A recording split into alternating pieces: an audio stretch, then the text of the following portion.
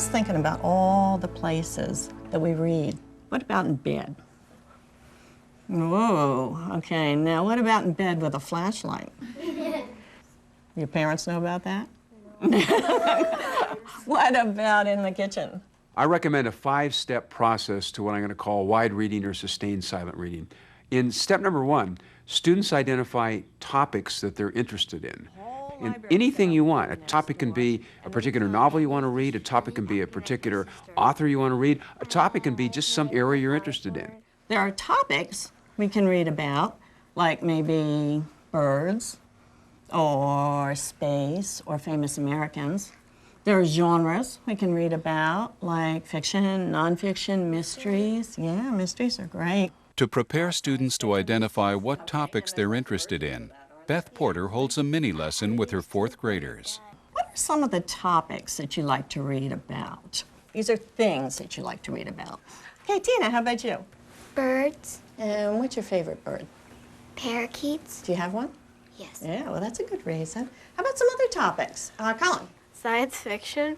Reading with the children, sharing with them, like when you're doing a quick read, and there's just so much enthusiasm. Poo-poo, and one more, Ricky. When they were doing green eggs and Spam, they could have done green eggs and lamb because the lamb is eating them. Yeah, and it rhymes too, doesn't it?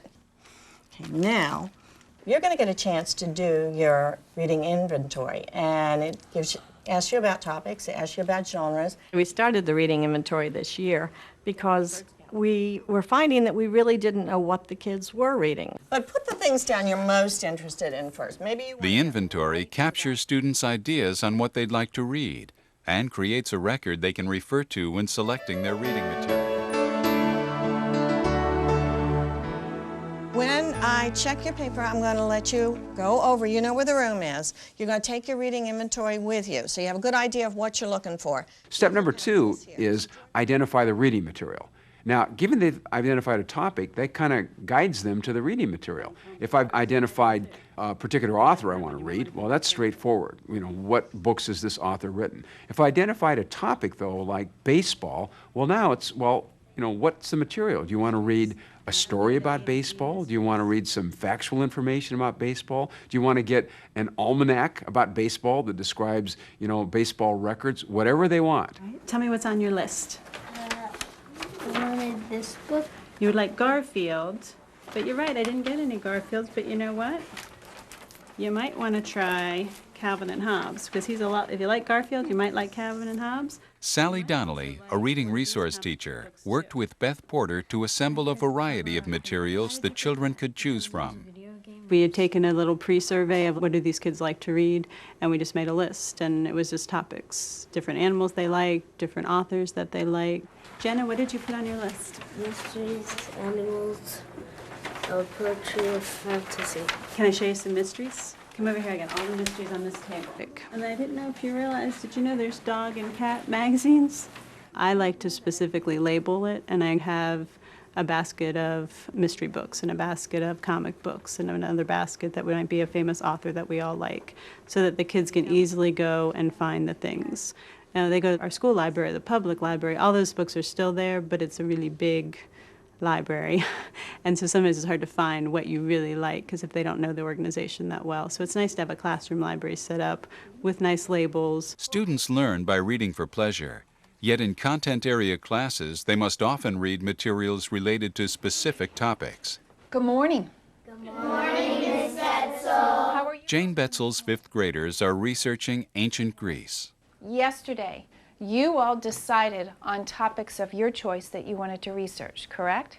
Yes. What did you do as you were making up your mind on what topics that you wanted to research, especially in Greece? What did we do? Zaki?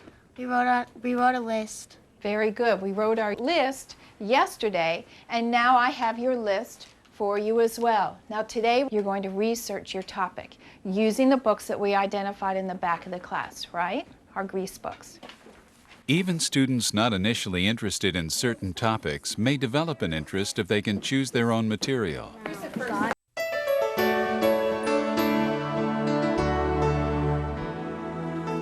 Once they've identified their reading material based on the topic, then they're provided with time for what I'm going to call sustained silent reading. That is, twice a week, maybe 3 times a week, students are provided with uninterrupted time, maybe 20 minutes, to sit and quietly read the material that they've selected. When my students are reading, I circulate around the room. And I check in with students. I watch to see if someone's having difficulty. I will get new materials for those that do. Do they have any information in this book about her? Not in this one. I didn't check that one yet. Okay. Would you like me to get you some more books, or do you feel as if you have enough information? Can you get me another book, please? Oh, I would be glad to. When you read something, you're having an experience. It might not be a physical experience, but it's an experience in your head. Wide reading's been around for a long time, and I think we used to judge it in terms of whether it influenced students' reading comprehension, and it does to a certain extent, but really it's most powerful in terms of does it increase the background knowledge of students, and it does tremendously. Teachers can also help students focus on their reading by modeling reading during the reading time. It's very important to be able to model. What I say to students that's important to do, I need to show them myself that it is important to do.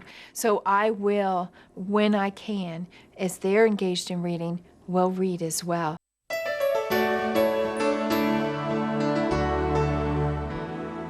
We're now going to move to our next step, and that is all these lovely sticky notes. That you all have gathered, all this information, we're now going to put it into a form that the rest of us can read and understand. In step 4, students write about and represent what they've read. Let me explain that.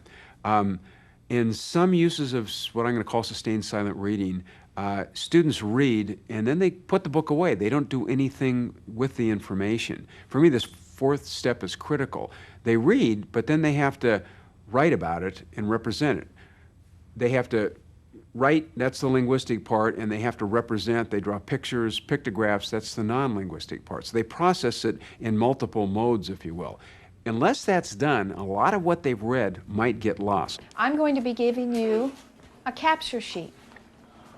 And a capture sheet, the top part of the capture sheet is where you take your information and you record what you have learned about your topic. Take that information again, transpose it into a non-linguistic form. The more that you can involve students in the actual learning of it, and the more the various activities you can do becomes more alive for them. So step 4 is critical. They stop reading and now they do something with the content, both linguistically and non-linguistically. I learned that Persephone was the daughter of Zeus and Demeter. She also helped her mother growing things in harvest. Persephone is my favorite because pomegranates came from her. Naya, what does that picture make you think of? Why did you draw that picture? I drew this because it makes me remember about the play I did and Anna del Terras, and that's her mom in the garden.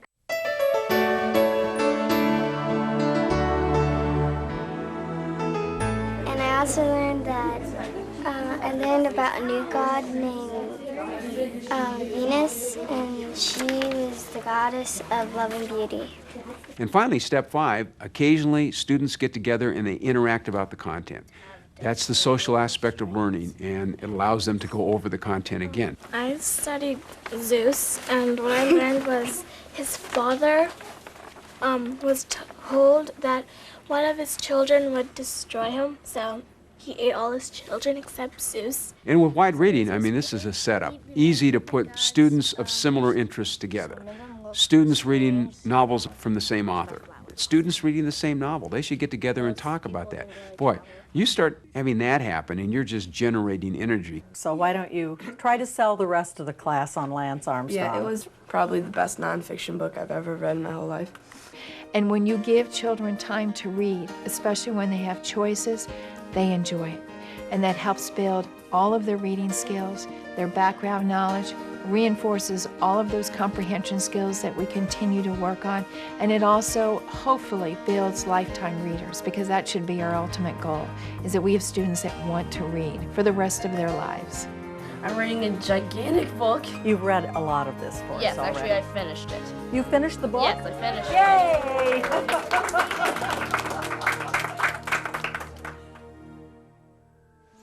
The books you borrowed from the library next door, you may take with you because this afternoon you're going to be with Mr. Cooper and you're going to have some free reading time. Okay, I would like people at table 1, when you're ready, line up, please.